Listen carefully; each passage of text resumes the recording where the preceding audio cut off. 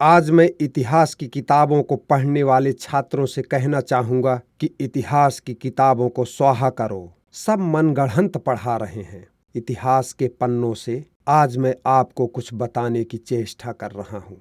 इतिहासकारों ने हमारे इतिहास को केवल 200 वर्षों में ही समेट कर रख दिया है, जबकि उन्होंने हमें कभी नहीं बताया कि एक राजा ऐसा भी था जिसकी सेना में महिलाएं कमांडर थीं और जिसने अपनी विशाल नौकाओं वाली शक्तिशाली नौसेना की मदद से पूरे दक्षिण पूर्व एशिया पर कब्जा कर लिया था। और उसका नाम था राजेंद्र चोल प्रथम, जिन्होंने 1012 से लेकर 1044 तक पूरे एशिया पर शासन किया था। वामपंथी इतिहासकारों के साजिशों की भेंट चढ़ने वाला हमारे इतिहास का एक महान शासक राजेंद्र चोल प्रथम चोल राजवंश के सबसे महान शासक थे। उन्होंने अपनी विजयों द्वारा चोल साम्राज्य का विस्तार कर उसे दक्षिण भारत का सर्वशक्तिशाली साम्राज्य बना दिया था। राजेंद्र चोल एकमात्र राजा थे जिन्होंने न केवल अन्य स्थानों पर अपनी विजय का पताका लहराया, बल्कि उन स्थानों पर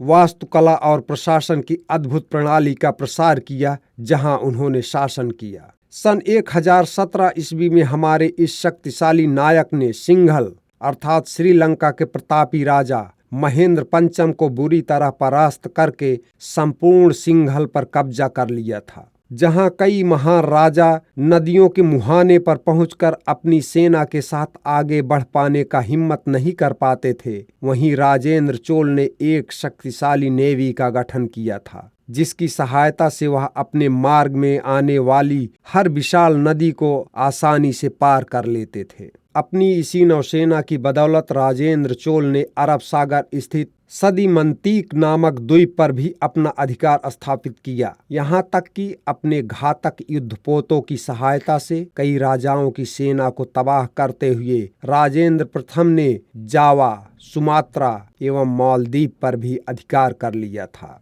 एक विशाल भूभाग पर अपना साम्राज्य स्थापित करने के बाद उन्होंने चोलपुरम नामक एक नई राजधानी का निर्माण किया था। वहां उन्होंने एक विशाल कृत्रिम झील का निर्माण कराया जो 16 मील लंबी और 3 मील चौड़ी थी। यह झील भारत के इतिहास में मानव निर्मित सबसे बड़ी झीलों में से एक मानी जाती है। उस झील में बंगाल से गंगा का जल लाकर डाला गया। एक तरफ आगरा में शाहजहां के शासन के दौरान भीषण अकाल के बावजूद इतिहासकार उसकी प्रशंसा में इतिहास के पन्नों को भरने में लगे रहे। दूसरी तरफ जिस राजेंद्र चोल के अधीन दक्षिण भारत एशिया में समृद्धि और वैभव का प्रतिनिधित्व कर रहा था, उसके बारे में हमारे इतिहास की किताबें एक साजिश के तहत खामोश रहीं। यहाँ तक कि बंगाल की खाड़ी, जो कि दुनिया की सबसे बड़ी खाड़ी है, इसका प्राचीन नाम चोला झील था। यह सदियों तक अपने नाम से चोल की महानता को बयां करती रही। बाद में यह कलिंग सागर में बदल दिया गया और फिर ब्रिटिशर्स द्वारा बंगाल की खाड़ी में परिवर्तित कर दिया गया। वामपंथी इतिहासकारों ने हमेशा हमारे नायकों के इतिहास को नष्ट करने की साजिश रची और हमारे मंदिरों और संस्कृति को नष्ट करने वाले मुगल आक्रांताओं के बारे में पढ़ाया। राजेंद्र चोल की सेना में कमांडर के पद पर कुछ महिलाएं भी थीं। सदियों बाद मुगलों का एक ऐसा वक्त आया जब महिलाएं पर्दे के पीछे चली गईं। हम में से बहुत से लोगों को चोल राजवंश और मातृभूमि के लिए उनके योगदान के बारे में नहीं पता है। मैंने इतिहास के अलग अलग स्रोतों से अपने इस महान नायक के बारे में जानने की कोशिश की और मुझे महसूस हुआ कि अपने इस स्वर्णिम इतिहास के बारे में आपको भी जानने का हक है। इसलिए अपना इतिहास पढ़िए और अपने आप पर गर्व कीजिए। जय हिंद, जय भारत।